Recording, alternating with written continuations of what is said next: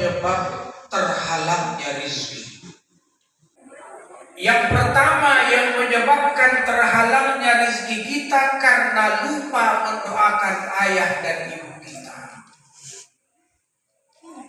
Jangan lupa itu Bapak Ibu. Apalagi di bulan Ramadan seperti ini. Salah satu kemuliaan Ramadan kata Nabi, Allah izinkan ruh orang mukmin melihat ahli warisnya, melihat anak cucunya yang sedang beribadah di muka bumi. Salah satu kemuliaan Ramadan. Maka orang yang jarang mendoakan ayah ibunya, maka dia akan diwarisi kemiskinan rezeki. Kenapa hati ini sulit menerima kebenaran? Tak bisa dinasihati orang. Alasannya rezeki terhalang. Jadi yang menyebabkan kita ini memiliki hati yang keras membatu dikarenakan terhalangnya rezeki ilmu sampai kepada kita. Kita doakan orang tua kita itu. Kita baca Al-Quran. Lain nilai pahala baca Al-Quran di Ramadan sama di luar Ramadan. Kita perbanyak itu. Kemudian yang kedua, jangan suka berdusta. Berbohong itu menghalangi rezeki. Sahabat gak kenal yang namanya bohong. Di zaman tabi'in, ada tabi'in yang bertanya kepada sahabat. Apa kata sahabat? Ditanya tentang dusta, kata sahabat, mahwal kadhib, apa itu bohong? Mereka gak kenal yang namanya bohong. Kalau kita, yang membuat orang terkenal, salah satunya karena penebar berita bohong. Kita hindari dusta Bapak Ibu. Yang ketiga, yang menghalangi datangnya rezeki itu dosa. Dosa kita terlalu banyak. Maka di Ramadan ini ayo kita mohonkan kepada Allah agar Allah ampuni dosa kita. Jangan kita pulang sebelum dosa mendapatkan ampunan dari Allah.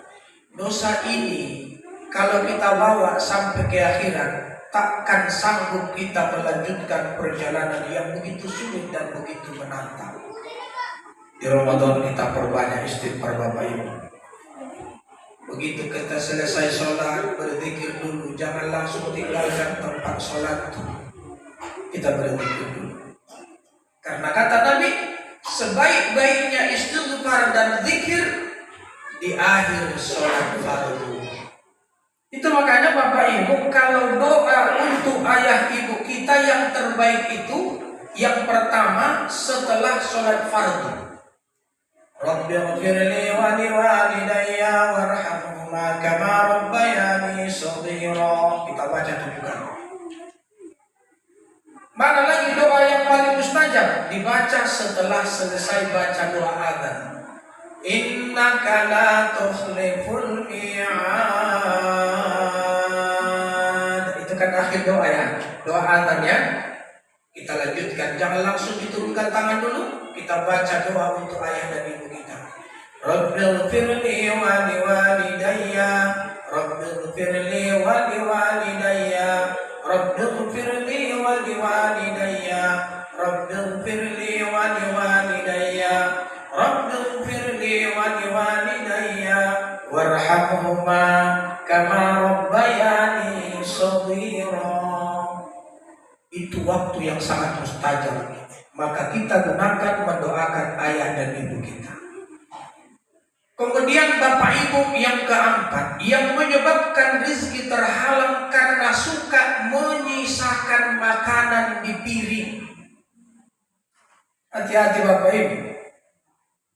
Ternyata keberkahan makanan itu diletakkan Allah di sisa makanan terakhir. Kita yang suka kita disahkan makan, nak jangan bersikali kau bikin, nanti dibilang orang kau coba katanya. Dibilang orang kau tak pernah dikasih makan. Ternyata di situ letak keberkahan itu. Ada ulama besar Indonesia yang tinggal di Makkah sekarang. Namanya Syekh Zulkifli. Beliau dari Kabupaten Mandailing Natal. Mandailing. Nama kampungnya namanya Manambi. Kalau orang Indonesia datang bertamu ke rumahnya, Begitu dia kasihkan minuman, jangan coba-coba ada sisa. Memang nggak dimarahinya. Nanti dibawanya ke dapur, dikumpulnya semua dan diminumnya itu. Sampai hati bapak ibu sisa nyembat kita diminum ulama. Murid durhaka kita itu. Maka salah satu penyebab sulitnya hati kita menerima ajaran ini dan payahnya khusyuk dalam ibadah dikarenakan rizki dihalangi Tuhan karena makanan sering tersisa. Kita perbaiki itu Bapak Ibu, kita ajarkan anak-anak kita supaya baik anak-anak kita itu. Yang terakhir, yang kelima, selalu duluan keluar dari masjid. Itu disebutnya terharu. Jangan mau Bapak Ibu duluan keluar dari masjid. Diwariskan kemiskinan sama dia. Miskin ilmu, miskin akhlak, miskin ibadah, miskin harta. Semua kemiskinan melekat di dirinya kalau dia duluan keluar dari masjid ini.